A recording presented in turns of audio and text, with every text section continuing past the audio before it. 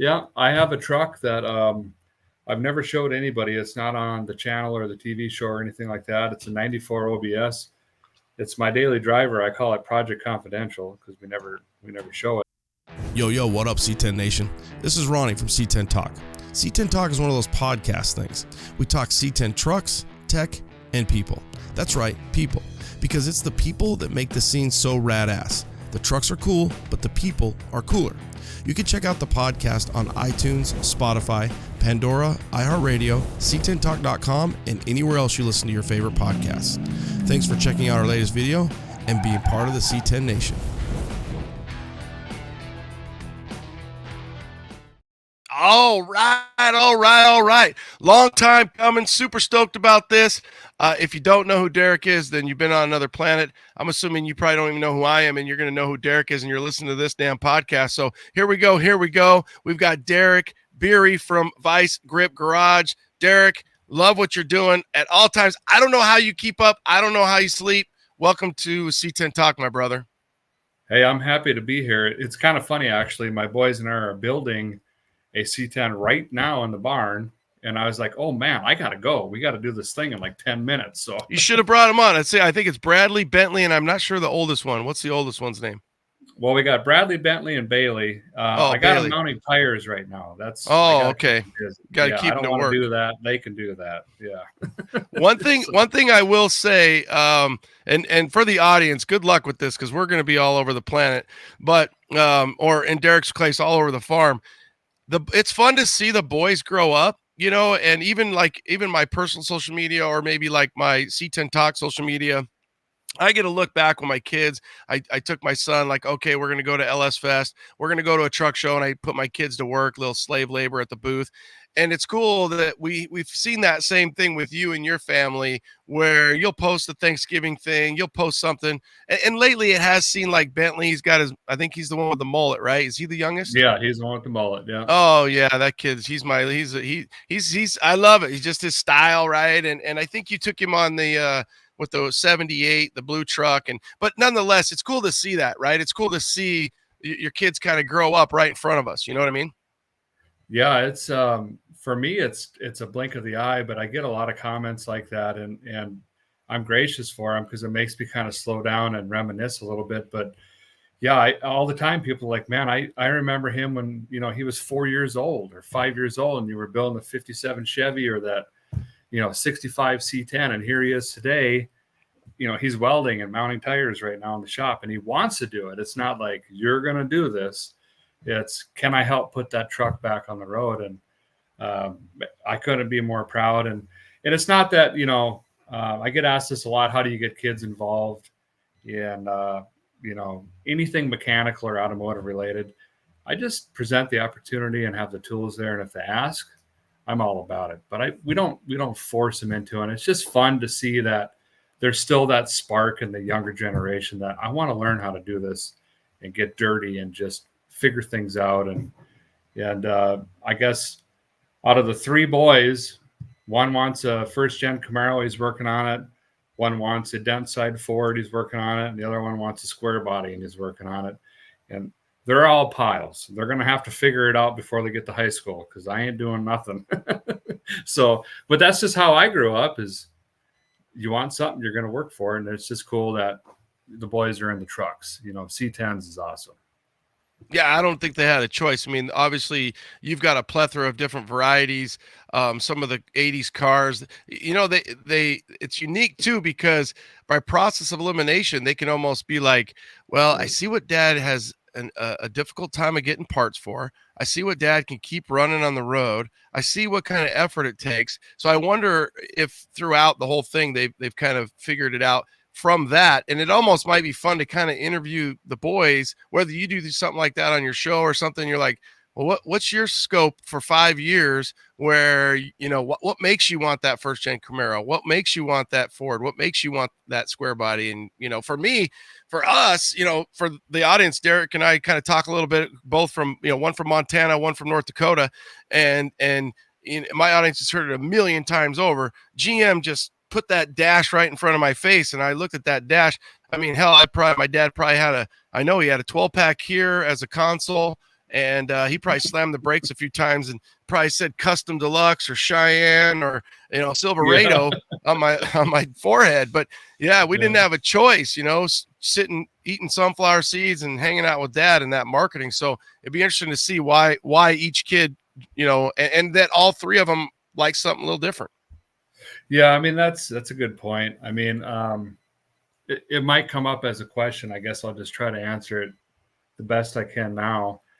As far as square bodies or Chevrolet pickups, I've probably had I've probably had 80 or 90. I think I have between 30 or 40 right now. And if you look at my driveway up by my barn where we work, there's 7 trucks up there, all backed in, ready to go, and they're all square bodies. Because you jump in, you turn the key, they run. They go down the road. You don't have to maintenance them. You don't have to do nothing to them other than slam the door 74 times to get it to close. And it just does the thing, right? And I think my boys are kind of picking onto that. And it might not just be Chevrolet bias, but these old vehicles, they're not made like that anymore. My wife's got a '04 Escalade, I think it is, or something like that. And we've put more time and money into that thing trying to keep it on the road than anything we've ever owned in our life. And it's just to the point now, it's like, I'm going to park the dang thing and you could jump in a crew cab and just take the kids to school in that thing because it's not worth it, But I think the kids are watching and seeing this, like you said, parts availability, ease of working on it, no computers, things of that nature. Not that LS swapping anything's bad, and that's a whole nother conversation, but I think they do kind of slightly pick up on these things that some of these old gems are actually worth their weight in gold if you just take care of them a little bit and just enjoy them for what they are. Well, and another thing, if you have that many and they have that many available to them, well, then I think another thing that's pretty funny is the fact that they have, all the parts they can handle right there at their disposal. Also, when you don't have you're not sure and you don't have a roadmap. I mean, most people can go to YouTube. Hell, they can go to your channel, but you can be like, hey, Bentley, go out and the red 81 is going to have that part, and it's going to show you exactly what we need to be doing here because, maybe we don't know. So it is fun when you can just jump out in the back 40 and grab a couple trucks, grab some parts. I do that all the time. I'll just grab, I need a starter. Screw it. I'm not going to go to AutoZone. I'll just take one out of something that's sitting in the back, or a bolt, a nut, a high relay AC. You're like, well, just get another one. They're right there, and at this point, and maybe that's why these trucks are so valuable, because we keep buying them all, and they're not, growing up there and growing up in Montana, they're everywhere. I mean, they were parked, and for Arizona, we have the reservation, and you do as well. And you're like, that's a Ford family or that's a Chevy family. You could tell if a reservation family is either a Ford or Chevy family, because they don't sell them. They just park them, and they just keep parking them and keep parking them. And I don't mean that, negative. I drive from Arizona to Colorado, obviously from Montana back, and right away, you're like, yep, that guy's a Chevy guy. Yeah. Well, I mean, even as farmers and ranchers, it was kind of a status symbol to, you had, like you say, you'd have, 5, 6, 7, 8 old Fords or Chevys out in the front yard, and you'd have your 5 international tractors that are dead, or John Deeres, or whatever they are. It was kind of like a moniker, right? Like we're a Ford International family, or we're a Chevrolet Massey Ferguson family, or whatever it may be. But a lot of people would be surprised to know that, we had all makes in my family growing up. I mean, we had one of the trucks that I have the most fond memories in is a Dentside Ford, actually. But we blew that up chasing pigs, and we got the Chevrolet used on a good deal. And that truck, for whatever reason, just stuck in my head. Like you say, I must have been bouncing off the dash pad and the door panel, and had a 4-speed, and it was gutless. I think it had a 305. But it was bright red, had a 4-inch lift on 33s with wagon wheel tires. And that thing is it's just burned into my memory. Right. And that's America right there. Right. And we pulled horse trailers and fed cows and chased cattle and went to town and hauled fertilizer, and I got hauled to school in it. And it's just, if it was good enough for my father, why wouldn't it be good enough for me? And you kind of start looking at these trucks a little bit differently. And our junkyards back home are just riddled with old Chevrolet pickups. Every year from the early 50s all the way up to the mid 90s, we've got them upside down, stacked, sideways, forward, backwards, you name it. We got them. Yeah, we think it's, I got to buy this one because it's the last one. It could be the last one, and then, like you said, there's no shortage of these trucks. I mean, I interviewed a guy that was working on the assembly line a couple years back, and he said, I don't know if it's, I mean, he said it. So he said he was working on the assembly line in 80, 81. I think he said they were making a truck a minute. Oh my goodness. That's what he said. He's like, well, we were making a truck, and he talked about the fender bolts or washers and spacers, and he goes, you guys, because we take 3 out here and tape them and mark it and make sure you put that back. And he goes, we had no clue. Chuck's down on one end, Larry's on the other, and they scream, add another damn fender washer. It's it's getting off, and they're just cranking these things off. And he goes, if one thing had a problem, they would just slide it over to the side and just keep them going. So. Yeah. That's what he said. I'm just saying. And when you see how many trucks are out there, you kind of you think, God, that's a lot of trucks. No, it is, and it's remarkable. And what's even crazier than that? If you're talking 80, 81, you think back to like 1928 to 1931.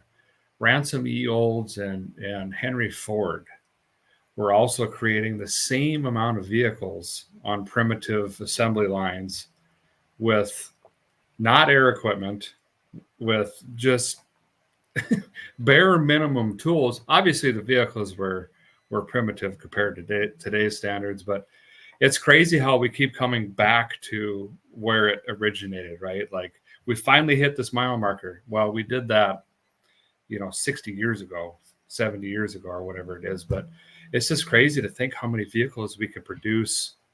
And then, like you say, people think, well, that one's super rare because it had a cigarette lighter delete and no dome light. Well, there's 54 kajillion of them. It's just you don't need to overpay for that specific one.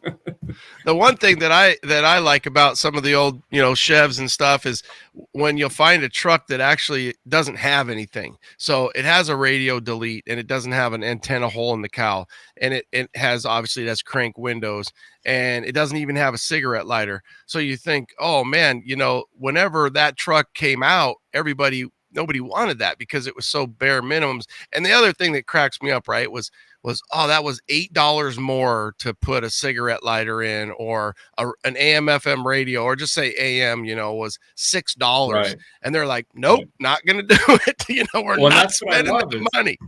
Is some guy at a desk was patting his coat pocket saying, I got a cigar lighter right here. Why do I need one in my truck?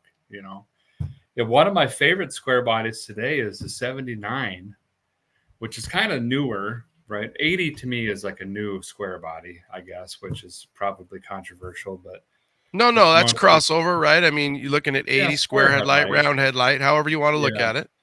Yeah. So I got a 79 that has dummy lights, radio delete, cigarette delete, antenna delete, dome light delete, rubber floor. The guy went through the options and said no on everything you could think of. And it was painted Forest Service green, which is probably the cheapest paint they had, I imagine. And no one wanted that truck. The farmer did. It's a long bed step side, 6-cylinder, 3-speed, right? But today I look at the truck and that thing's a sweetheart. I love it. I drive it to town all the time. It's quirky. It's weird.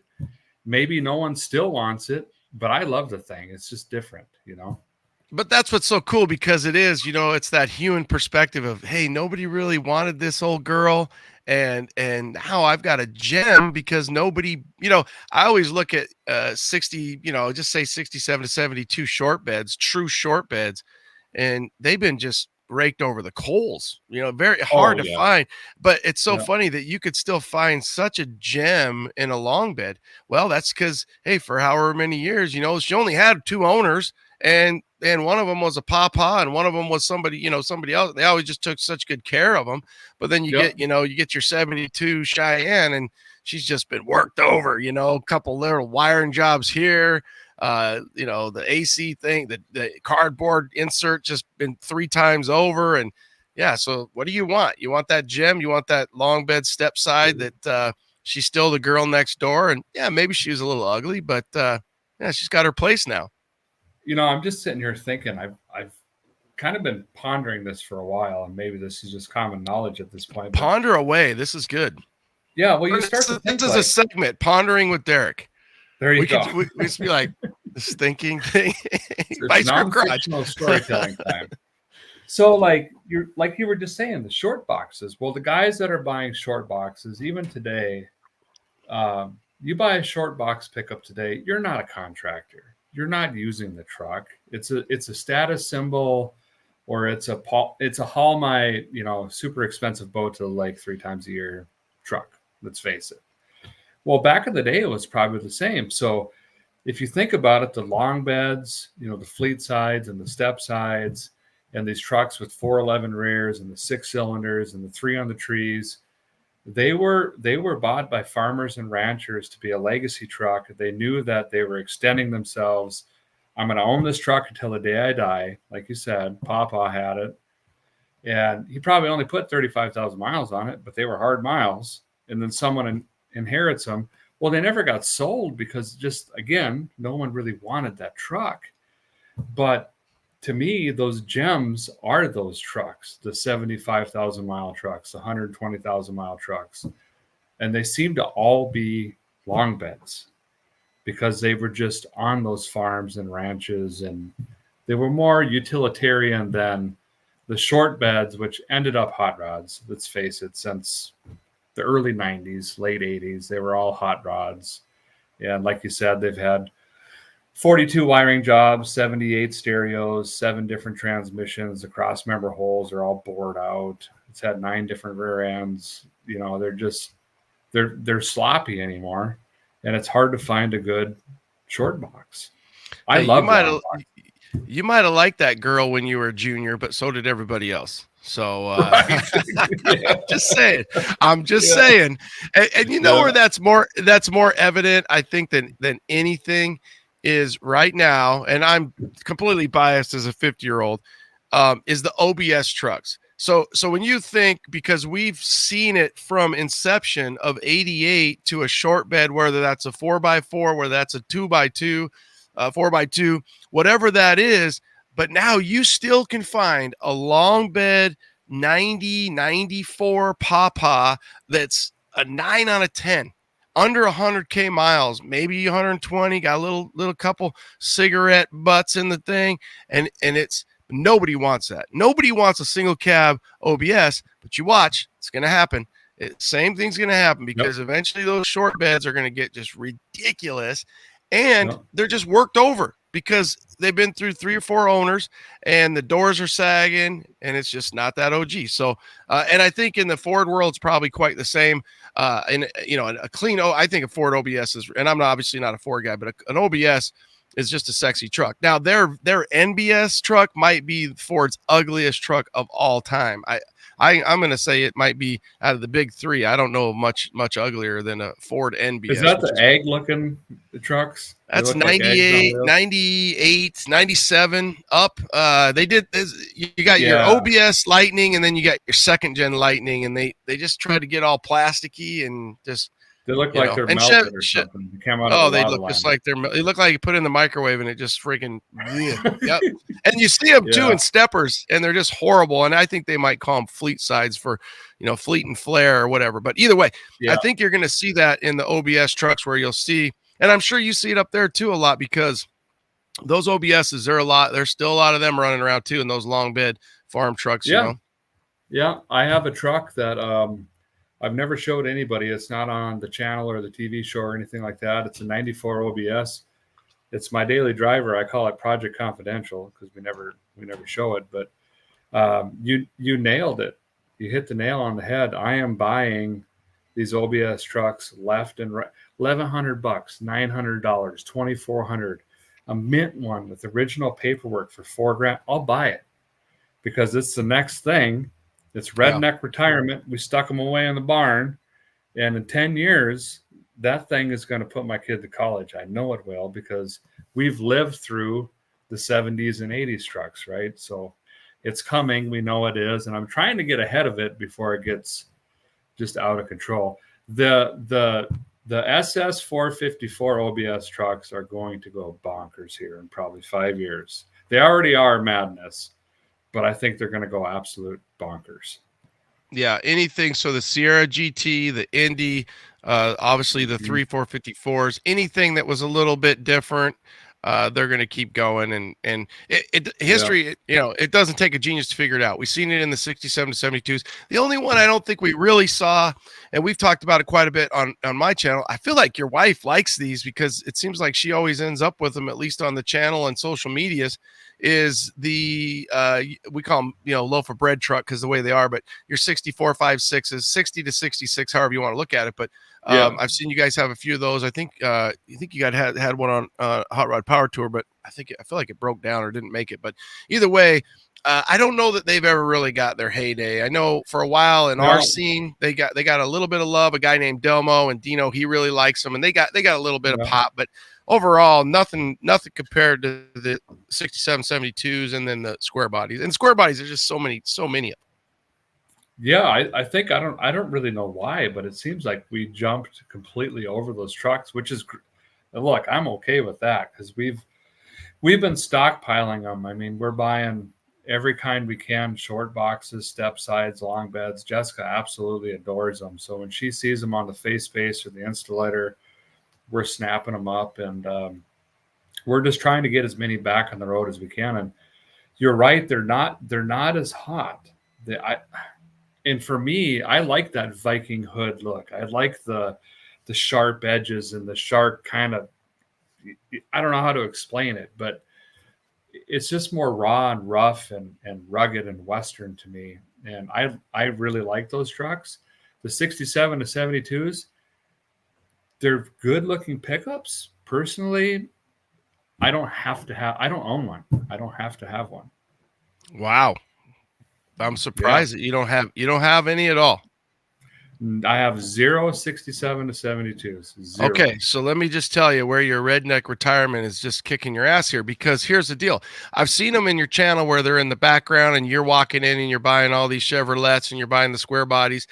You got to buy those because that's the money. I mean, I'll tell you, especially because if you can find a decent cab, a decent like 71, 72 cab. I mean, obviously they're all the same. Doesn't really matter. 67 is a small back window. That's the only thing, but everything else is going to be the same. There are a few little things. 71 has one little thing different. And that's going to be your rear view mirror. Nobody else has on that. The glass of the cab. Yeah. Yeah, but well, 71 has a pop out, so it actually has a metal pop down. It's kind of unique. I think it's kind of cool. I wish they would have done on 72 as well, but nonetheless, that cab's worth a lot of money. Now, obviously, where you're finding them, there's going to be rockers and so on and so forth, but nonetheless, that shit's worth money. I'm just saying it's worth those OG parts. And obviously it's not going to be NOS, but it's going to be original GM, and they bring money. So now you know, if you didn't know already. Yeah, I might have missed the train on that one, I guess, because for me it's like the heartburn of, because a lot of these old trucks we're buying, I mean, we're getting them for pennies on the dollar, right? Then you get into that 67 to 72 range, and they want $4,000 for something that has a missing rear end and no engine and transmission, and the rockers are gone. And you're like, holy smokes, how can I? Maybe you can make money on that. Like you said, you doll the cab up, but it's like, I just don't have the time or space commitment to sock that away, I guess. I would rather focus on something I can get on the road. And maybe that's my pitfall, is I should be buying those and putting them on railroad ties and blocking them up and putting them away. But I just don't know that I have the time and energy and the commitment to the financial input to make that happen, I guess. Yeah, I mean, you're right on that. It depends, right? It has where the percentage of the yield is probably smaller because you're buying in at a higher factor. But I just think you have the power, you hold the leverage, because even if the guy, let's say the guy's got four, he's got X amount of trucks and four of them are the 67 72s, right? Well, you got the leverage because it's like, well, you're going to let it sit for 5 more years, or you want to take the money now? I'll buy 2 of them, 3 of them. And then it becomes a pain. Well, how am I going to, if they don't run, am I going to get them up on the trailer? How am I going to, so I get that. But a lot of these trucks are still out there and they sit in that field. And then the other thing that's really good is the patina. So you get the patina, and obviously it's a balance. How much patina goes over to rust? Well, cancer is not patina, and patina is not cancer. So that becomes a big issue, where I just went and looked at a Blazer the other day, and it had 24,000 original miles. This thing was so clean. 78. Okay. I'll send you pictures. The interior, well, I walked away from it, and I'll tell you why. It was in Indianapolis. He drove it up to Michigan a couple times to go snowmobiling and whatnot. And I walked up, dropped the tailgate down, and you could just put your finger right through the lip of the rear of the bed, where the bed and I the know tailgate. exactly where you're talking. The flat. Oh, yep. And it was just like rusty, crusty, and looked like some old cheese that, and I was just like, hey, I'm sorry, just not for me, and that's the balance, right? But yeah, I don't know. It'll be interesting to see. You'll have to say, hey, this guy wants 2,800 for this old long bed here. Is it worth it? Because 70 long beds, just giving an example. If it's a 9, I sold a 9 on a 10 for $14K, probably a 2 owner. But it was a 9. I'd say it was a 9 out of 10 for Russ. But yeah, you're gonna get $8,000 for a decent running long bed all day long in that second gen era of 67 of C10s. Okay, well, I'll keep that in mind. I might have to just dip my toe a little bit and try to snag one up. Jessica likes them too, actually. Well, I guess that doesn't make sense, because she likes everything from 1950 to 1996 Chevy pickup. So it's a huge, it doesn't matter. I bring it home. She's like, yes, that's good. Well, you're lucky. So, she likes you. Lucky. She likes you, and she likes trucks. You're already batting 1,000, because there's a lot of guys out there where it's like, babe, and they're like, no, you can have 1, maybe 2, no more. Yeah, I got pretty lucky there. Well, she's an enabler. Actually, and it's becoming more challenging though, because we haven't been able to sell like we used to. I mean, we used to, we'd bring in 2, we'd sell 4. That's just how we funded the operation. And anymore, man, we've got so many tire kickers, and will you take a monkey NFT, and can I do a payment plan, or just flat out tire kickers, that we haven't been able to sell much. So now I'm becoming the crazy guy that you stop and go, can I, well, I'm going to fix it someday. And I've got these fields full of trucks, but it's just because like we've realized that no one really wants to actually buy anymore. They just want to kick tires. And yeah, there's nothing wrong with that. It's just, I'm not in that time frame in my life where I have the time to tell stories and reminisce and walk a junkyard. That's a great question. Let's say that you have 80 trucks, or I can't remember, you've got a plethora, right? That some are running, some are not, whatever. Do you ever get to a point or consider saying, hey, I need to put this and create a website, and whether it's tied to you so people know that, or maybe not so people don't know, but hey, this is what I've got, so that I can reach out to a bigger audience and sell it all, and say, hey, you can go on the website right here, and every truck we have is, there's 6 pictures. We'll give you 10 more.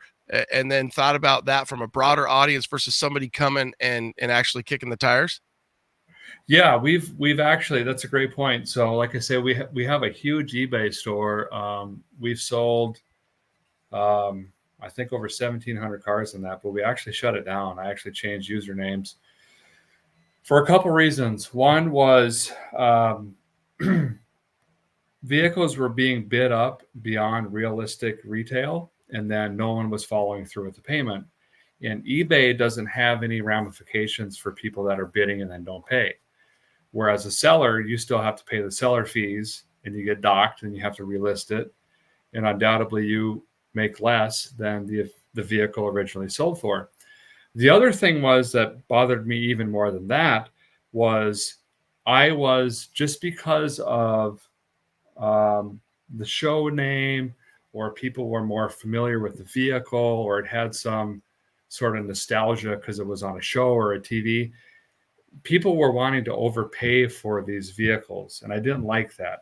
I'm not about squeezing every penny out of every vehicle. I don't want to do that. I just want to move the car to someone that can enjoy it and move it to the next level. So I felt like I was part of that percentage of people that was artificially increasing the market for no particular reason. And I don't like that. I want people to be able to get into project cars for their son or their daughter or their friend or their wife or whoever, and have money left in their budget to actually fix the thing how they want to fix it and keep it on the road. So we shuttered all of that. And we've done a few ghost auctions actually, through several companies who I won't name for that particular reason. But we've dumped a lot, dozens and dozens of vehicles in the last few months. Um, and they're turnkey titled, they run and drive, or at least yard run and drive. And we list everything. There's a cookie card in there, or a recipe card in there. It says, here's everything you need to fix. Here's all the good stuff. And then we take those funds and reinvest them in our business. Like right now, we're building another barn to hide more C10 trucks and things like that from the weather. Redneck retirement. There you go. So that seems to be the better way, is to be completely disconnected and just let it be what it is organically.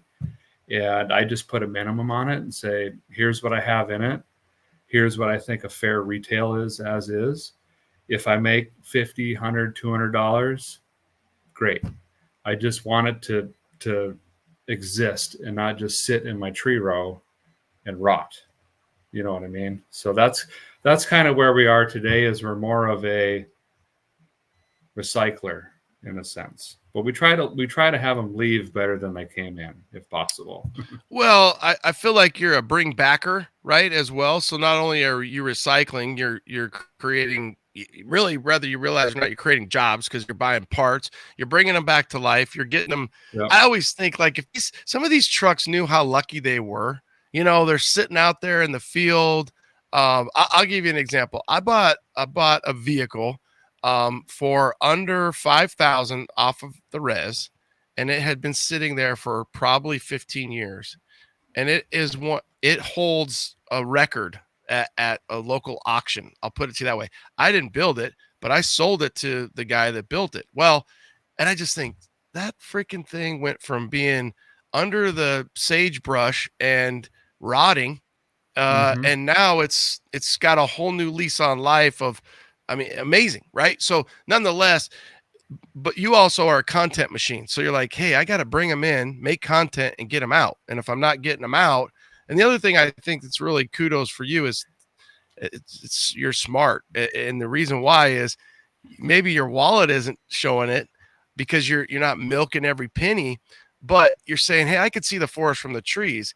If this thing gets so far out of whack and I'm making so much money, kind of a la Richard Rawlings, it's like I'm making so much money off of my name and these people are overbuying. They're going to be upset. They're going to not like me. The truck's going to break down, or the vehicle. And at the end of the day, we're jacking the price up so much. So maybe 2 years from now, people won't even be wanting to buy shit from me. And so the way you're doing it, to me, does seem like it's a little bit more, you have a little longevity instead of getting in, getting out, and people being like, and I tell people all the time, don't overpay for this stuff, because you're just going to be pissed off that you overpaid. And it's not really that guy's fault that sold it to you. It's partially your fault too. Right. Yeah. I just want to hopefully be a vessel to just pass a good deal on to somebody. Right. I don't, like you say, I'm not here to make a big buck for a short time. I don't necessarily want to, if I can wash my hands of it and just get it to somebody that has a deserving reason why they want to build it and enjoy the vehicle, I'm happy with it. Because the alternative is, like we were talking a few minutes ago, I'm going to have 100 acres full of C10 trucks that I am not going to realistically be able to touch. They're going to turn into parts trucks. I need that quarter window. I need that bumper. Give me that turn signal, that tail light. Pretty soon, it's just a scrapyard, and these trucks aren't going to leave the yard.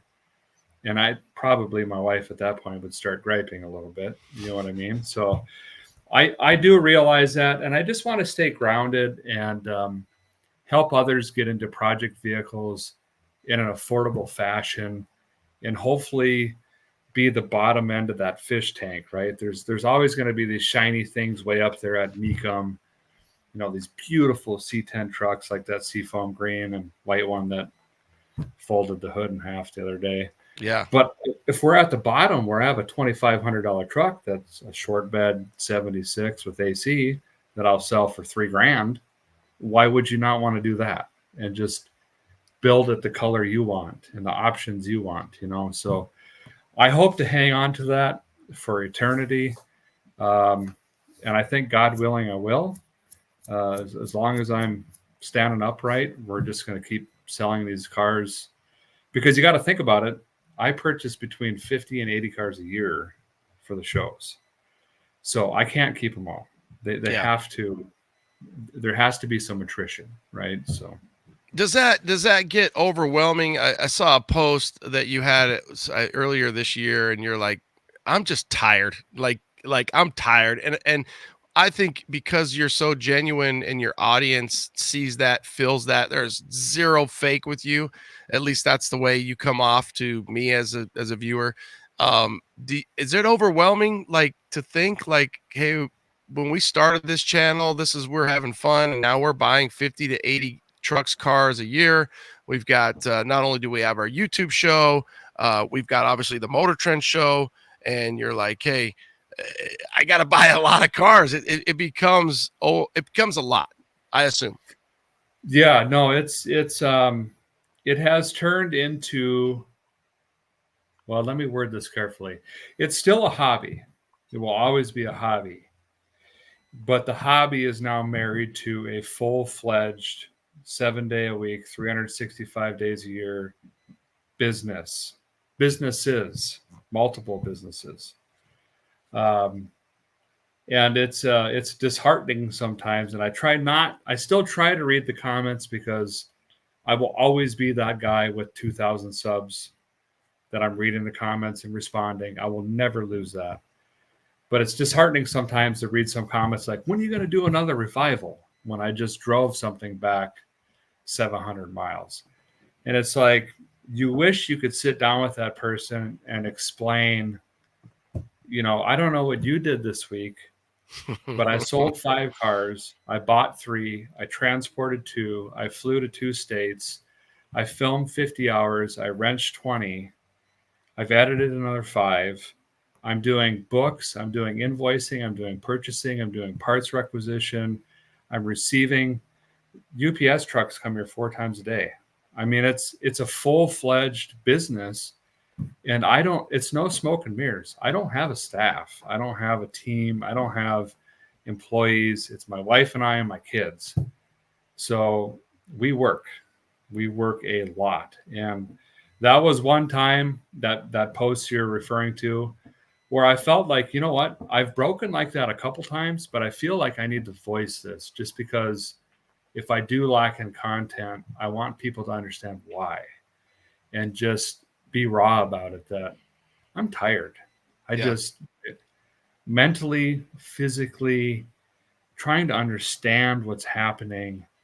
I mean, we've got all sorts of schedule boards and diagrams and calendars and flow charts, and there's only so much of that in a day you could take before you go, I just want to go drive an old truck and do a burnout and just exist, or go back to the high school days, but we don't. We have to find that reset button. But man, it is a lot of work. It's hard to explain, but it is a lot of work. Well, you almost enable us as an audience, and because you do make it look easy. But I think from the human perspective, and looking through comments, 98% of the people, when you hit your pressure relief, they are very understanding and thankful and understanding, because you literally, you have your family with you. We get to see the whole family thing. And if anybody has anything other to say than the family comes first, that's it. That's it. So I've got a Yep. balance, I assume. I've got a balance. I'm lucky that my wife enables me, supports me, loves what we're doing. The boys love what we're doing, but I still gotta, I just want to eat dinner with my family. You guys, I just want to have mashed Yep. potatoes and steak, and I want to talk to my boys about their day, and I just want to feel that. I want an hour, hour and a half. And I got to think, when you lay your head down at night, or for me, it's always the shower. I tell my wife I need like a dry erase thing in the showers, because my brain's got 16 ideas in the shower. And I got to think, Yeah. when you get out of the shower and then you lay down and you're just like, babe, like, oh, I gotta turn it off. And it's not easy to turn off.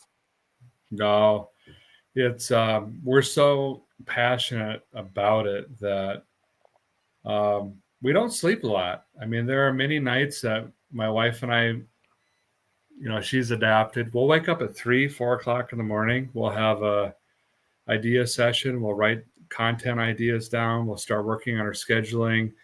We'll talk about where we want to go. One word we talk about a lot is legacy. Where we want this to land up for our kids and what it means for them. We don't want anything given to them. We want them to earn it. But what does that roadmap look like, and how does that affect their lives? And then we'll lay down again for an hour or two. Then we'll get up again, and then it's another set of ideas. Hey, this is what we got to do. And we're over coffee, and then it's back to work. But that's the path we chose. I don't want to sound like I'm complaining at all. I mean, we enjoy every minute of it, and we're extremely blessed. But it is absolutely full throttle. But I'm glad, because all the comments and messages that we get about how, it changes people's lives and it's motivate them to get their trucks on the road, or they've bought a project for their daughter and them, or whatever it is, that is the fuel that feeds this rocket, that just keeps pushing it forward, is the appreciation of, like you said, there are a large group of people out there that get it. Like, we're seeing it more these days. Like, when do you sleep? When do you eat? Are you taking care of yourself? And it's good to see that people are starting to realize that, we're not here for a short time. We're going to try to be here for a long time, but it's a lot of input to make this happen. Yeah, there's only so much Derek, and there's only so much Jessica, and there's only so much to go around. So it's totally again, it's just one of those things. It's the man in the arena. One of my favorite quotes is essentially, you're in the arena and you're doing it nonstop. And at the end of the day, a lot of people are watching. You're giving us that opportunity, but there's only so many hours in the day, and you got to sleep, you got to eat, you got to come up with content and keep it cranking. Yeah, for sure.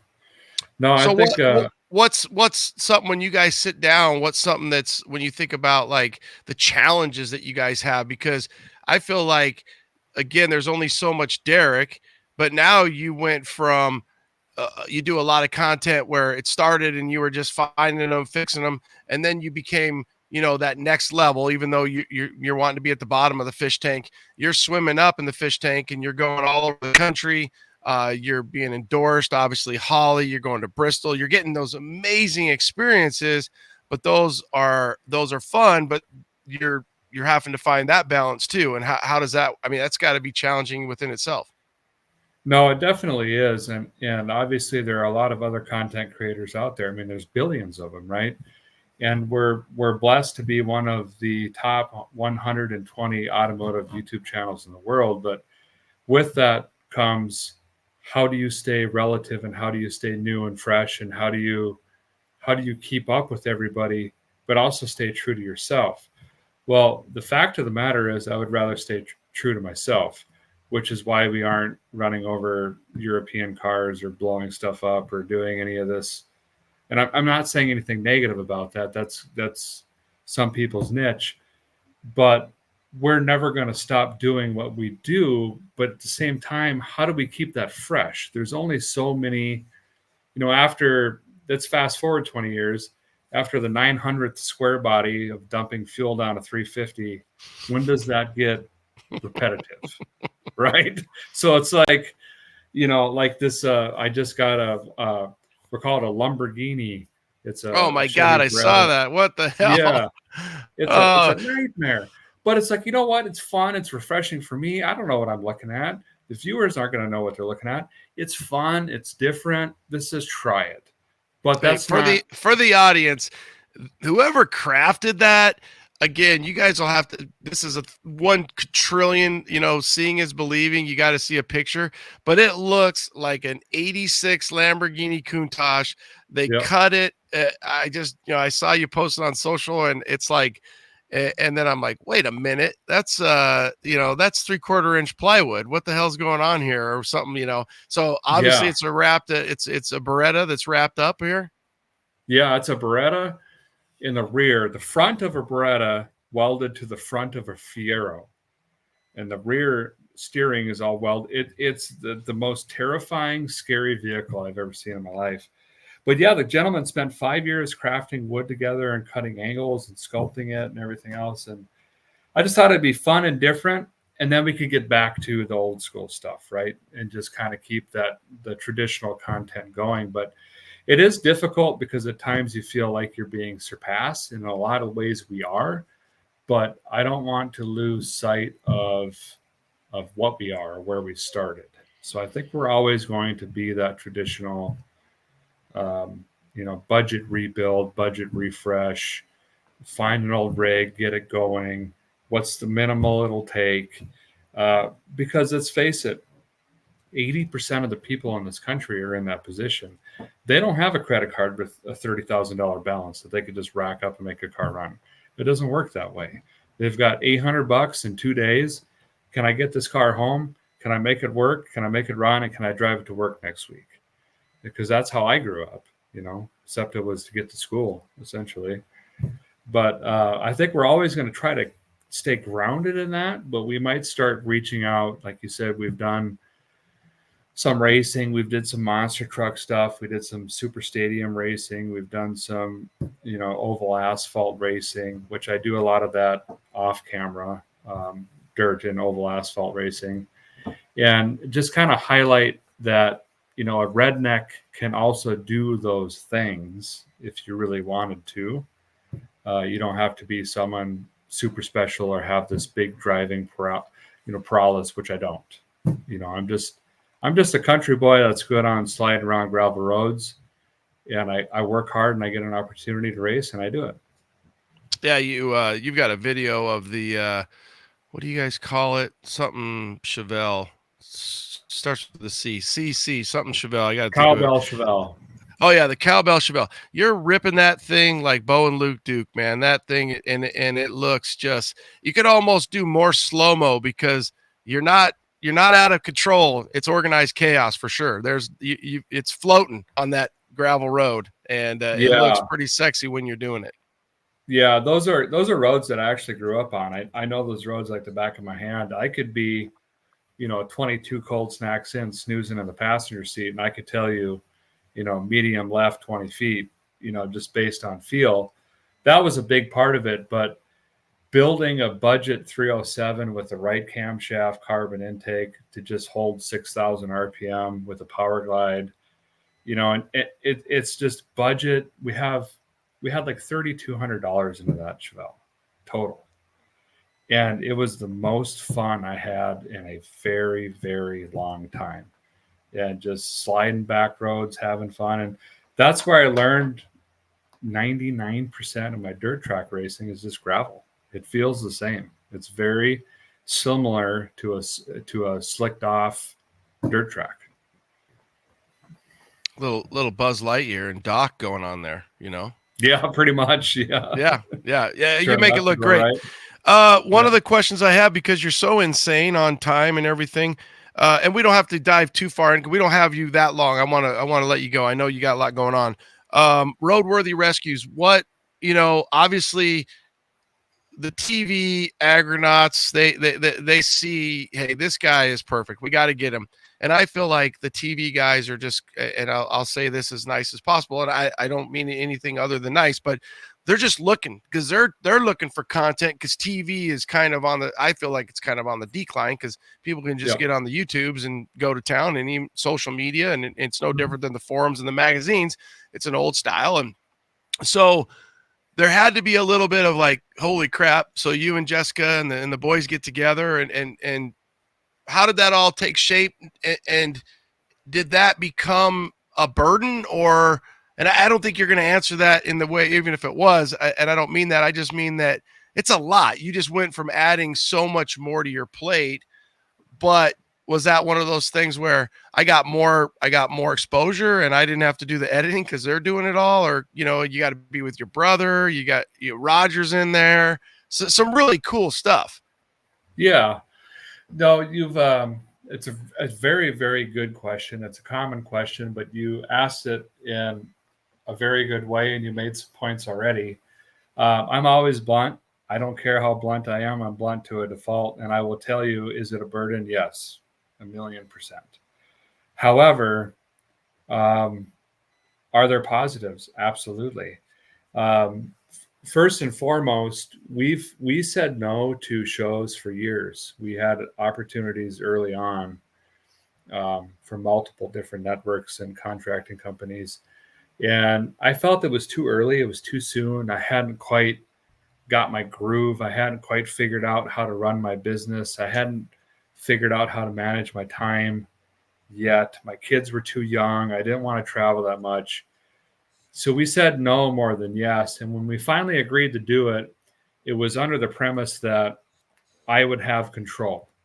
Meaning, if they came in and said, "You're doing a Nissan Skyline," I would say, "Nope, sell that. We're going to do a diesel Scout or an old Ford pickup or something different, right? Something that I feel is Americana." And that is the show, in a sense, is Americana, grassroots, hot rodding, in a sense.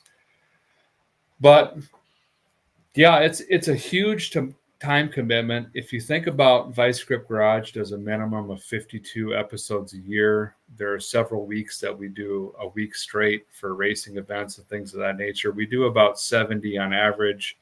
And then you have 12 of Roadworthy Rescues. I'm filming 82 episodes a year minimum, not including lives or events or traveling.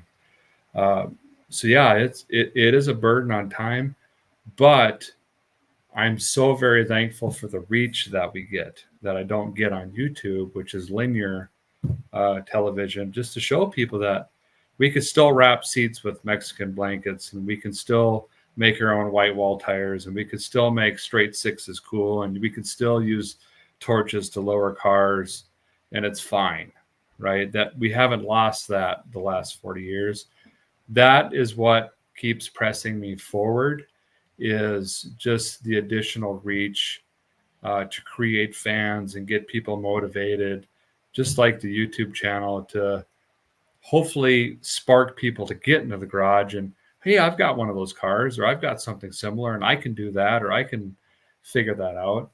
And that to me is the biggest payment. And we just started filming season 3. And I'm going to try to hold both torches, I guess, as long as I can until I fall over. I'll try to run with both of them. Well, it's a little bit American pickers, because you're going out. I mean, the Scout, let's face it, it's cool that those are still out there. You did a Blazer, the stuff's still out there. And I kind of like, and I almost probably think you probably already know where some of these are. Maybe they got some scouts that are out looking for you. But I feel like it's like an American pickers that gets to go out, and you get to find some really, because they're really cool rides, and having, Mexican blankets as interiors, by the way, that turned out phenomenal. It's just the only thing I could also see where it would be like, you almost have to find the balance between the two. Cause you're like, well, this is what Vice Grip does, and this is what Roadworthy does. And at times you're like, you're kind of bringing it all together, but realize from the audience perspective, we're tuning in for one thing, and we're tuning in for you. So you keep being, yeah. Well, we love Americana. We love the metal, right? We love the metal. We love the story, but it always has to be the right person given the story. And you see that in automotive shows that haven't really taken off, and really it could be anything that hasn't taken off because it might not be the right person. And you're a genuine person who's bringing it forward, who has a lot of answers. And the best part is when you don't have the answer, you're like, what do you guys think? Because I don't know. Let's just put some gasoline in it. Let's do this. Let's spark it. What do you think? Your brother, you're like, okay, here we go. Let's do it. Sean, what do you think? Bam. Let's go. Yeah. I mean, it's. I'll never pretend to be a know-it-all. I'm definitely not, and that's where I get a lot of my experiences. Well, last time I did this, I burned all the hair off my arm and lost an eyebrow. So let's try it different this time, And the only downside and the common feedback I get, and I guess it's just the way that my YouTube is I try to show more of the struggling and wherewithal and perseverance and patience on my YouTube channel because I'm a lot of that time. I'm not restricted to commercial or TV content where on Roadworthy Rescues on Motor Trend, we have 44 minutes to tell a story. Well, I could tell you that every episode is 80 to 100 hours individually of my time condensed into that little window, right? So it really is a time lapse of sorts of getting those vehicles going.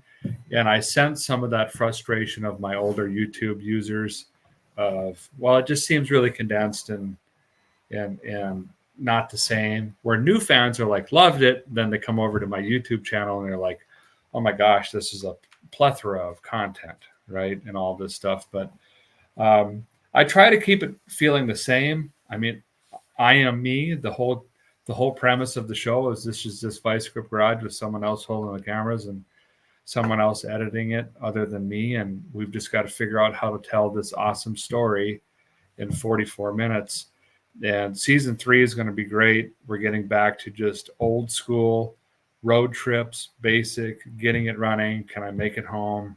There's nothing elaborate. We're probably going to have less co-hosts just so we can sit in the moment more of me struggling and scratching my head and kind of feel more like Vice Grip, I guess, is how I've received commentary and things of that nature. So that's how I'm going to kind of change it for season 3. Well, ultimately, too, don't take away that both shows, you make it relatable. And that's what that to me is, it's relatable TV. And because there's no, really punches pulled or there's no smoke and mirrors, and that's where your audience is on to you in Vice Grip, and that's where they're going to roll over and you're going to get crossover either way. So they might come from Vice Grip over, or they might come from Roadworthy, over. But right. You make it honest, you make it relatable, and you actually make it motivating for people to say, I can do that. Derek can do that. He's showing me how to do that.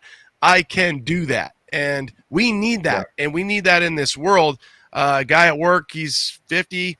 He just finally bought a C10. He's been bothering me for 14 years. He's too cheap. Finally, I go, dude, they're not getting any cheaper. I'm just telling you. He's like, yeah. You always talk about me on the show. And I'm like, because you jack around and you didn't want to pay $5,000 because you're cheap ass.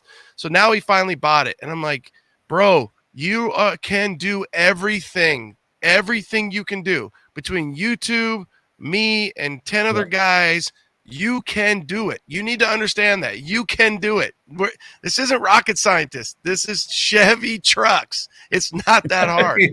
Yeah. Pour some gas in it, spark it, light it, roll it. Let's go. It's not that hard. Yeah. Otherwise, everybody wouldn't do it. Hey, jump in real quick because I want to make sure. So I've got a few more fun questions for you, but I want to make sure we really hit you've got a new product. You guys have got some different products. You've got a new product. And I feel like, man, you are the perfect guy for this to really push this product, because if anybody knows about Chevrolet hoods, especially when it comes to square body hoods, it's going to be you. And for the audience, you know why we need a product, whether or not you know why the hoods do what they do. Derek's got a new product coming out, and I think you teased us a while. I don't know if it was on the Hemi. But I can't believe you still put a Hemi in a Chevrolet, but you did. Instead of the heavy half, he put a Hemi half. Yeah, but then you guys came out with your hood braces, and we do know that there's a multitude of them. So you've got all the big, you've got the Target, the Walmarts, all those big companies that we all buy truck parts from. They have them, but you've got one that's coming out that's got your name on it, and it's gonna be the real deal.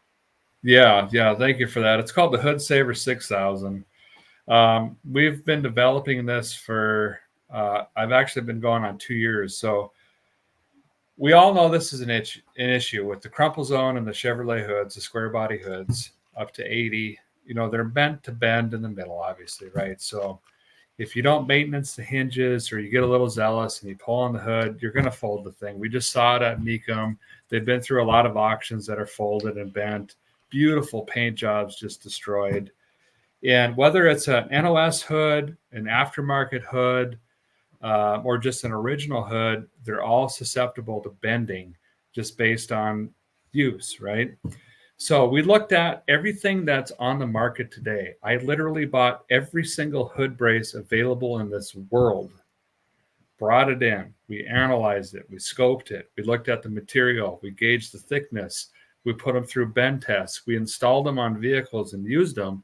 And at the end of it, we said, how do we make something that is superior than all of this? And we did it.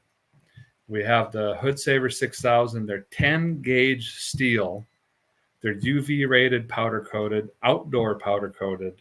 So they come red. You don't have to paint. You can paint them. You don't have to. They come with self-tapping hardware or nut-cert hardware, depending on your application, full instructions and color. Everything is made in America.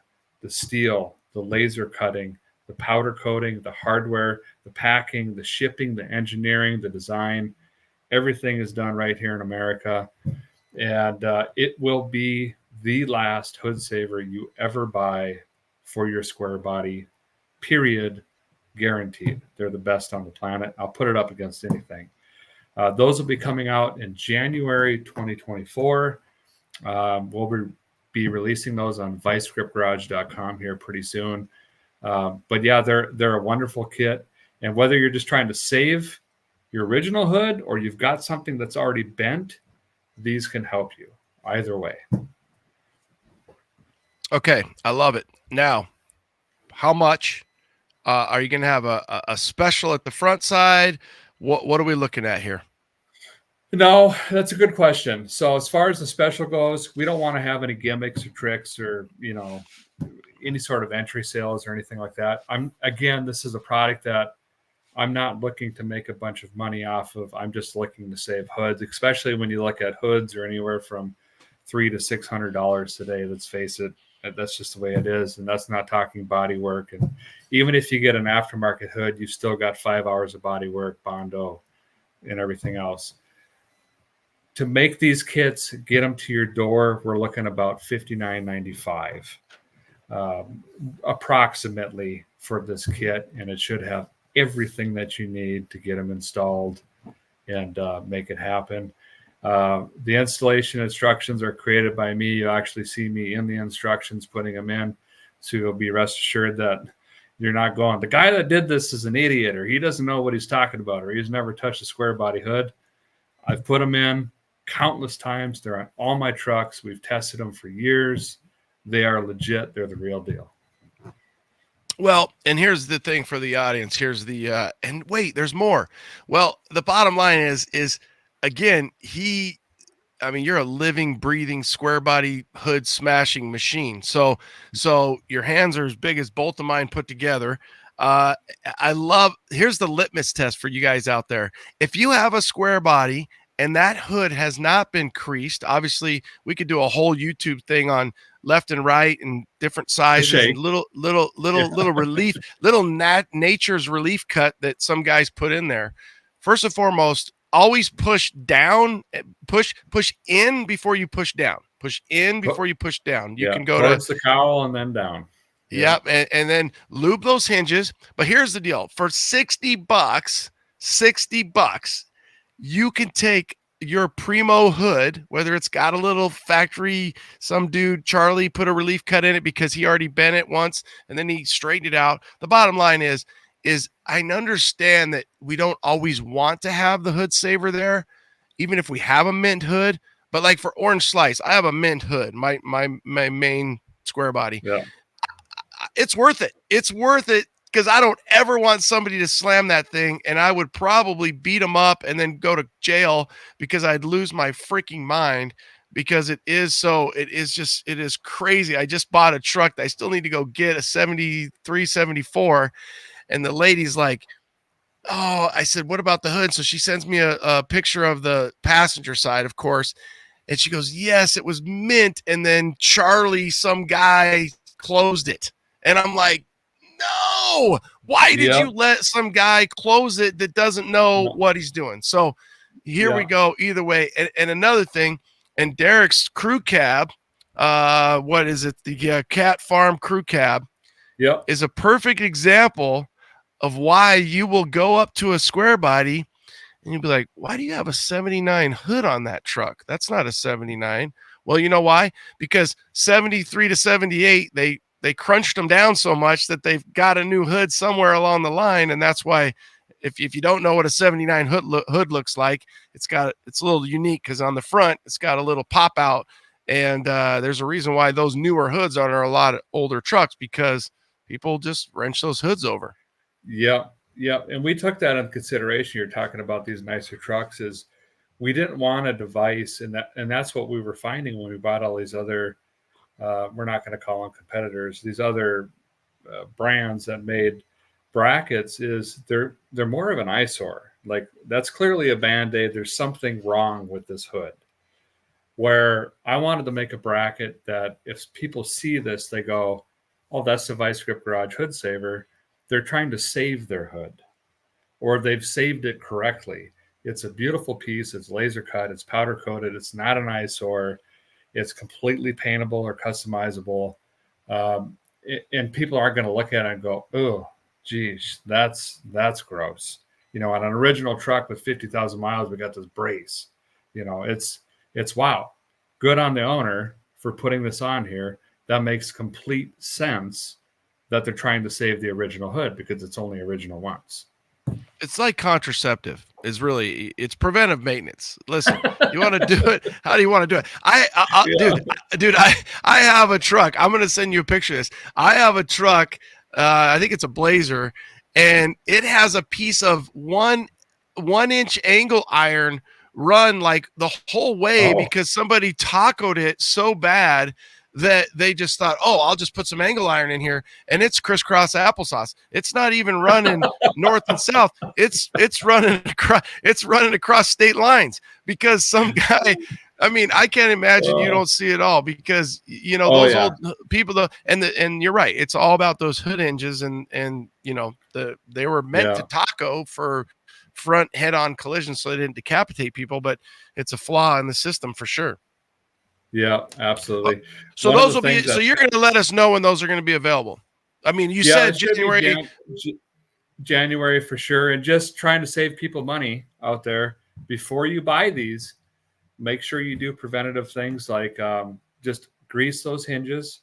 Make sure that you're pushing your hood towards the cowl and you give it a little bit of a shake when coming down. You might not need to buy these braces. If you have that little slot or the slit in there, you could flatten this out with some, what do they call those clamps that you can kind of squeeze? What are those things? I don't know what they're called. Just welding clamps? Welding clamps, maybe. You can flatten that hood and maybe put a little bit of a weld in there before you go on to this, just trying to save you some money. But if you want to skip all that rigmarole, I got you covered.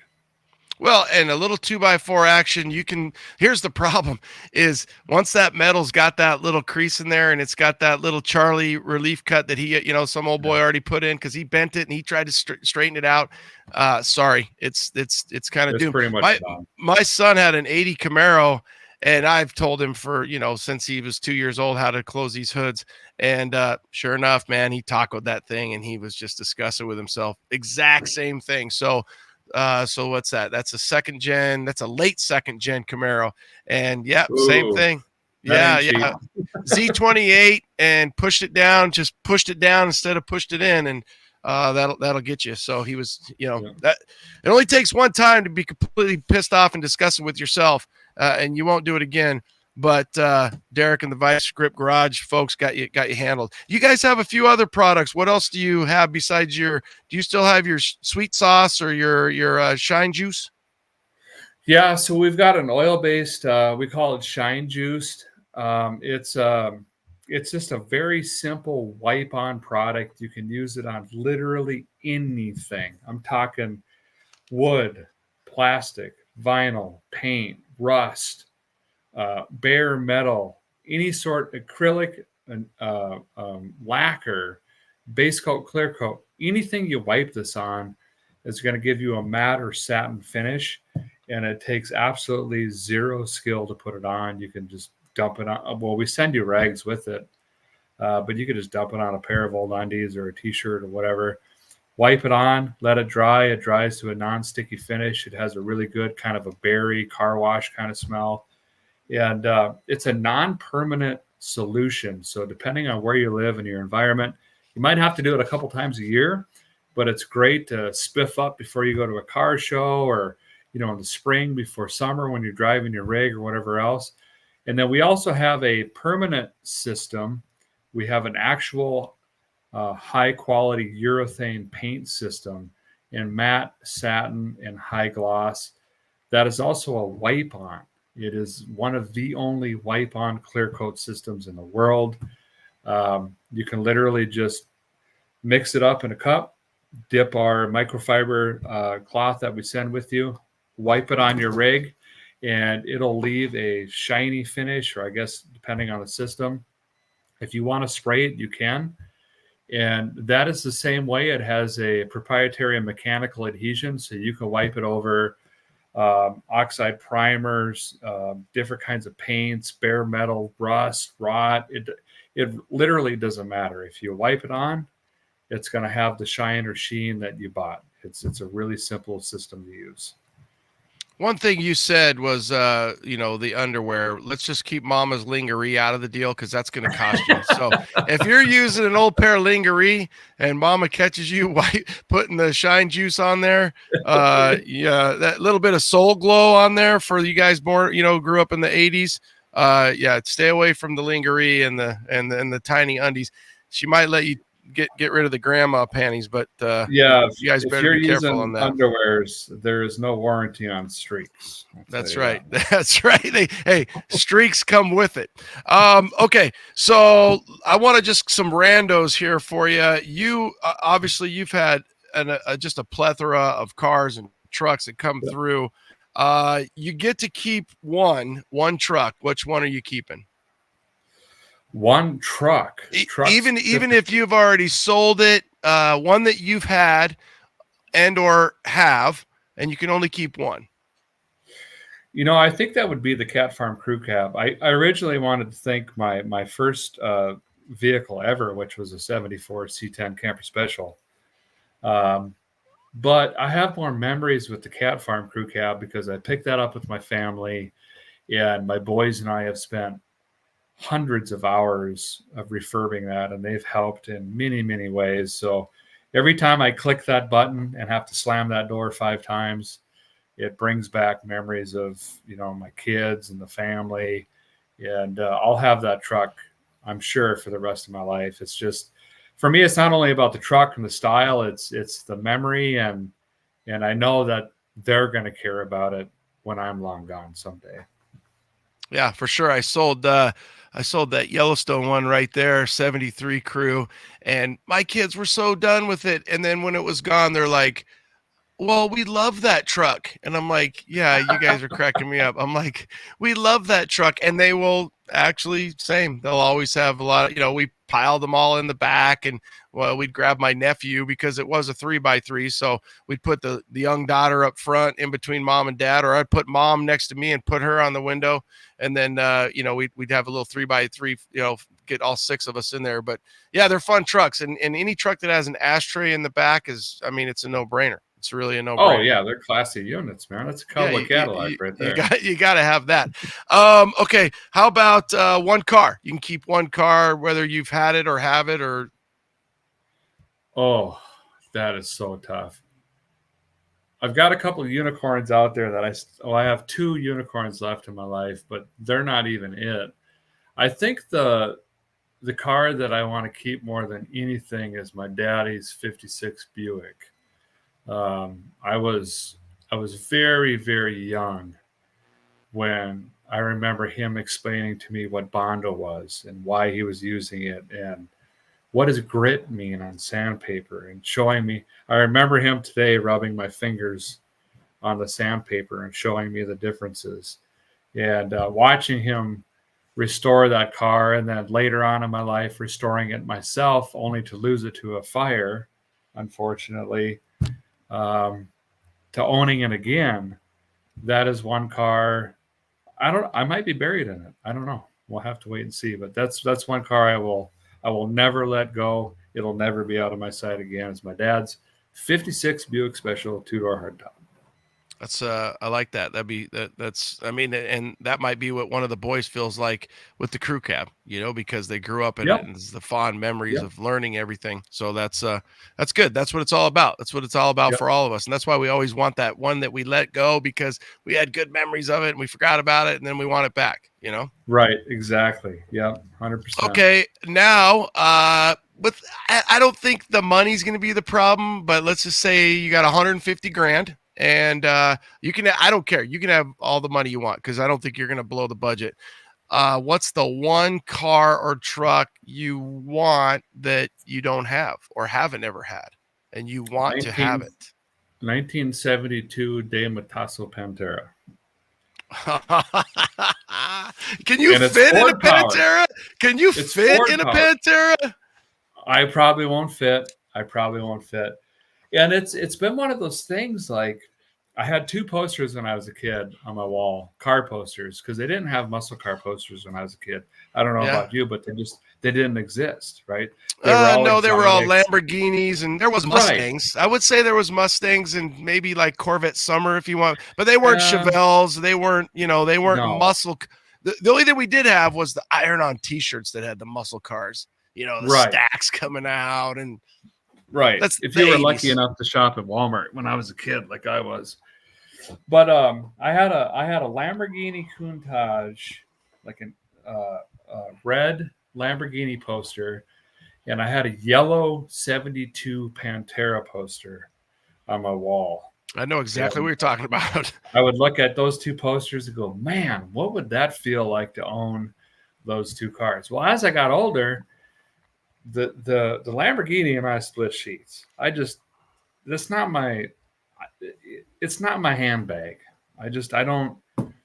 I don't know what it is. It's too exotic. It's too expensive. Average guy can't work on it. Where you go Pantera, hey, during that time frame, 84% of that company was owned by Ford, and they had a Cleveland in them. But they also had some supercar stuff. But it was also ghetto enough to put a stereo on its side because they didn't know how to fit it into the dash. And I'm like, that's my car. That is the supercar for Vice Grip Garages. But the problem is they're not affordable anymore. I'm going to have to find something that's rotted or no chassis or wrecked or, because I don't want to buy one and, turn my noses up, so to speak, to people. And I wouldn't do it anyway. It's not a good way to spend money. I have to find something that I could build and be okay with. So if and when I pass, my kids could profit or make some money off of it. Well, so fingers. 2 things. 1.7 million subscribers. I'm sure there's a Pantera out there that's probably really vice grip worthy and it's junked out with some cancer and needs some Derek in its life. That I can guarantee. So for the audience out there, let them know. I never have thought about this. Okay. I grew up the same thing from Heather Thomas on my wall to Hall and Ass posters to Porsches and Lamborghinis and Ferraris and all that. I've never thought about this. You just clarified this whole thing for me. The Lambo. Have you ever seen the video? It's called the Hot Wife Matrix. No. Okay. Well, you need to. because it's a All lot. right. It's a lot along the lines of your philosophies, that at least my perceived philosophies of who Derek is. So you have the axis, and what it is the hotter she is, then the crazier she's going to be. And eventually, as you grow older, you realize that the craziness, you start to not really care, because you're like, I don't want the hottest one, because that's going to mean more problems. And that is Right. kind of what the Lambo is starting to it's becoming clear that Right. you have that attraction as a young man, and you think that's super cool, and it still doesn't go away. But what happens is, that's why the Chevrolets and the C20s and the custom deluxes are so handsome, because you're like, that son of a bitch is gorgeous. It's going to run. It's going to take me to the mall. It's going to do everything I need to do. And I still think it's pretty damn sexy. Or I can have this Lambo, and it's nothing but problems. Cost me a ton of money. I think they're V12s and shit. I don't even know. And it's nothing but problems. So yeah, it's the hot wife matrix. It's the hot car matrix that means it's going to be Right. nothing more than problems.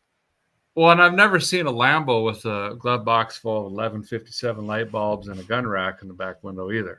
Yeah, You know what I mean? yeah. You got to have those 1157s, because everybody's got them. You got some fuses.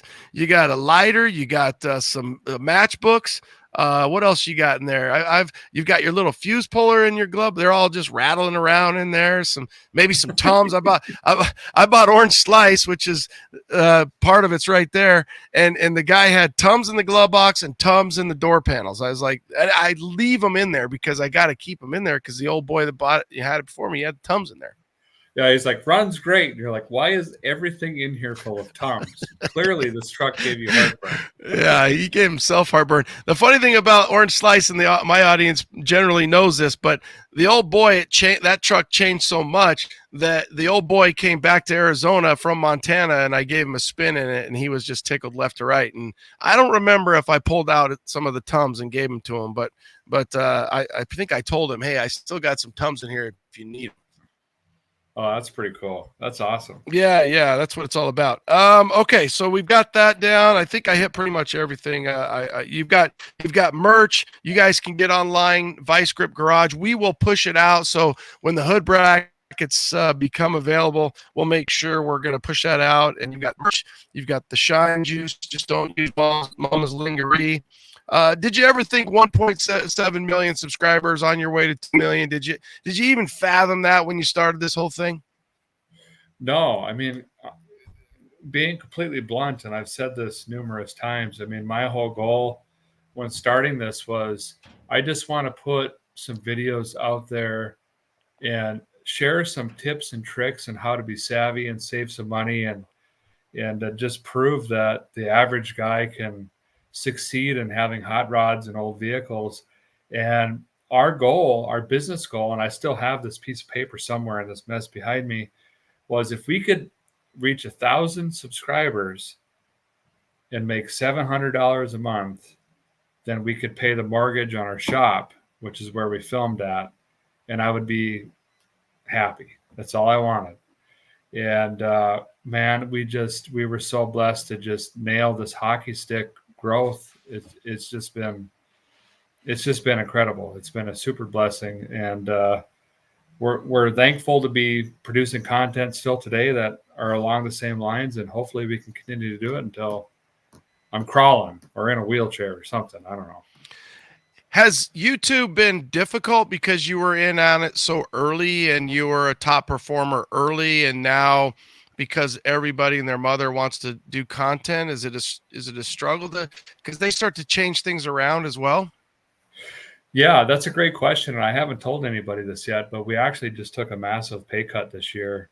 They're accusing us of being too crafty with how we produce content and how people are using our content. For example, there's a lot of bars and restaurants and people that now play our playlists, which we spend a lot of time creating just on loop. And they're now accusing us that we're cheating the system or something of that nature. But in reality, YouTube is the one making the money because their ads are playing. We get pennies for that. But early on, our business practice was If we're going to make a channel and we're going to take a stab at this, we're going to create a business of it. And we started creating the long format videos, and I've been credited multiple times as kind of being the goat or the godfather of long format automotive content, because there were a lot of channels that were very successful, but they were all in the 20 to 30-minute time frame because they were held to commercial constraints or agreements. For example, Roadkill, which is a great show, they were all shorter. And I wanted to be different, and I wanted to provide more of a cinematic experience and something that a family could sit down and watch it, for a long evening. And we kind of broke that mold extremely early on in late 2018. And I said, well, I'm just going to start making movies, basically, without all the cinematic production. But and I think a lot of that has been challenging for us because YouTube views us differently than the more successful YouTube channels, like, for example, Mr. Beast, who has 748 trillion subscribers. He has very short videos that are very whip snappy and just flashing lights and lasers. And maybe I'm too old fashioned, but I can't get into that. So even if we're reprimanded, and even if we're going to take a nosedive and pay, we're going to kind of continue our format and just kind of have this consistent, more of a, for lack of a better term, Netflix show feel kind of aura for Vice Grip Garage going forward. Well, the recipe's working, and obviously you continue to get subscribers. So I do feel like that's a struggle that people are going to have, and you nailed it. YouTube's making plenty of money on those ads, and people are watching those ads at the bar, just no different than they're watching them at TV on Right. Sunday, family home evening or something like that. It's kind of ironic. But the other thing I wonder about is, do you have a benchmark? Do you have a personal goal for Roadworthy Garage or Roadworthy Rescue? Do you have a personal, like, hey, I'd like to make 5 years. I'd like to do this many years. And I also know that there's a level of, just from knowing some of the Gas Monkey guys, hey, once you get so far, they can syndicate things and so on and so forth. And who knows, TV's constantly changing. But do you have a personal, when I say personal, I think it's you and your family. I don't think you're making a lot of decisions just on yourself. I think you and Jessica are sitting down and making decisions. Right. Do you have a goal in that you'd like to get 5 seasons out of that? No, to be honest, for us, it was, after saying no for so long, it was finally to the point where we thought we had, because, like, for example, it's late December 23 today. I'm scheduled all the way through November of next year, every minute of every day. I mean, you've experienced this, is trying to get this done. We are fully booked. So we're in the sights far ahead of what we're trying to accomplish. And for this show, it was finally like, okay, well, next year, I think we could take on a year. Let's do a season, see what happens, see how it fits, see how it drives, see how it affects our personal life, because I will not miss a football game, a teacher conference, something with my children. I will not do it. I don't care. Do not care what it is. I won't sacrifice that time. So we sat down and was like, hey, this year's the year. So we did the year, and I said, hey, if we don't get another season, I'm good. We did it. We tried it, whatever. Well, we were number 1 for almost a full year, and we slid to number 2 towards the latter year after our shows didn't start coming out. We're still performing the same today, season 2. So now it's kind of like ride the wave. I guess we're just gonna keep creating content, and as long as I could figure out a way to keep that life work balance going, and God bless the people that watch the show and make it, successful, we're just going to keep doing it, and if next season's the last season, great. I'm blessed, happy. Yeah. If it goes 15, sweet. We'll do that too. But for those of you that are hoping that I do, supercars or 6-figure builds, it's not going to happen. It's just, is not going to change. It's going to be Yeah. the same show forever and ever. Amen. You can hope somewhere else is exactly what you can do.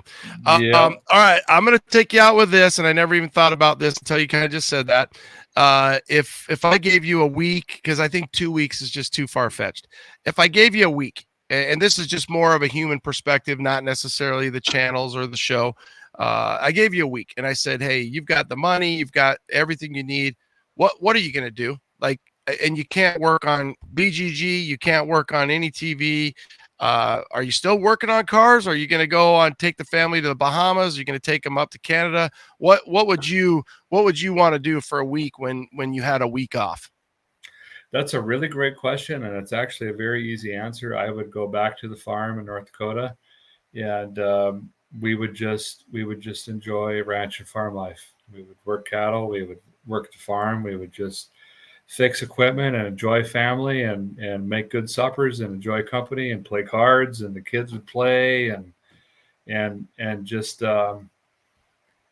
we refer to it as like the 50s to 60s lifestyle. There's no TV, there's no telephone, we don't care. It's just people's company and just good old ranch life. That's, to me, that's my reprieve, that's my counseling, that's my reset button, if you will, is just working on the farm and ranch.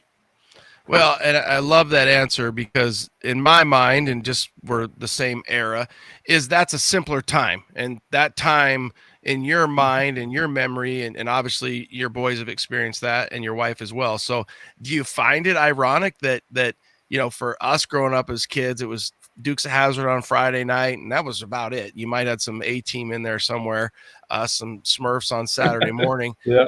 But do you find it ironic that you are now the TV guy, that you are providing? So no TV, we're going ranch life, and then my day job is entertainment, is providing content.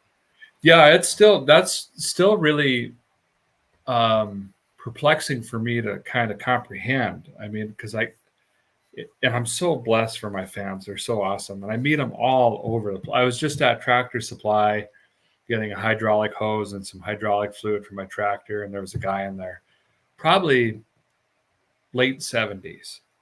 And he's like, I got to tell you, son, your show is the salt of the earth. It makes my day. Love what you're doing. It takes me back. And it's just like grounding. It's just like, what I'm doing is right. And I often sometimes forget that because you're so busy and you're just in the moment.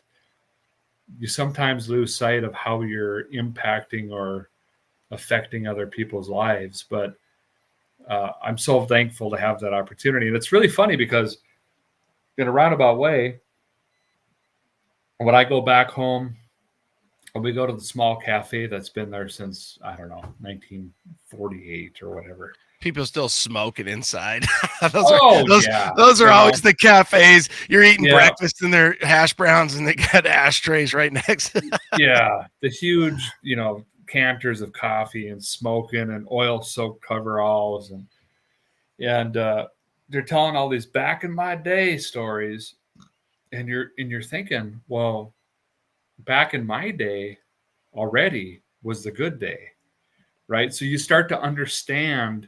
Well, I always used to tease those people as your kids, right? Like, oh, this old guy was talking about back in the day, blah, blah, blah.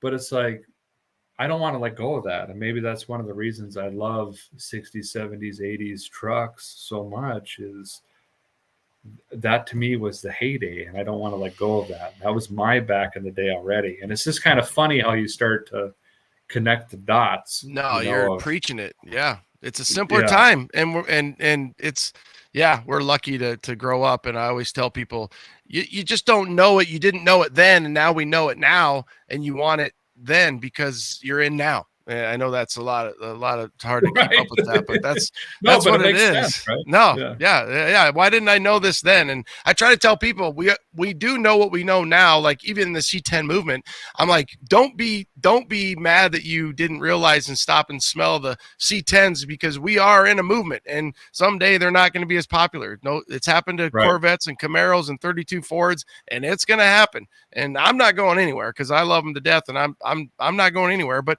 some people have already phased in and phased out, and they'd spend $200,000 on a truck, and they come to a couple shows, and then they move on to the next cool thing. But some of us are here to stay, and Yeah. don't realize it. So we could probably go on forever, but I hope you take more Derek days. I hope you can find those in there, and make sure you get one a month or something like that. You get to just slow things down. We love the content, love the genuineness of it and the relatability of it. So I hope you and Jessica and the boys have a phenomenal Christmas. We're appreciative of you making time, because this has been a little bit where, he joked a little bit, but yeah, I've been chasing this for a while. So stoked about the Hood Saver 6000s and anything else we can help you do. Thanks. I appreciate it. And thanks for being patient. And, to the whole C10 community, appreciate you guys. Keep your nose down, keep wrenching. And whatever your project is, just remember, you got to keep working on that thing or it ain't going to happen. That's all there is to it. That's it. Don't give up. Don't sell it. Set yourself up for success. Buy something that's probably running and driving, depending on your ability already. Because like you've heard me say a million times, I don't want to see it in the garage. Your wife doesn't want to see it in the garage, broke down, tore apart. You'll get pissed off it, and she's going to get pissed off it. Buy something that you can pour some gas in, and like Derek does all the time, and make it run. Yep.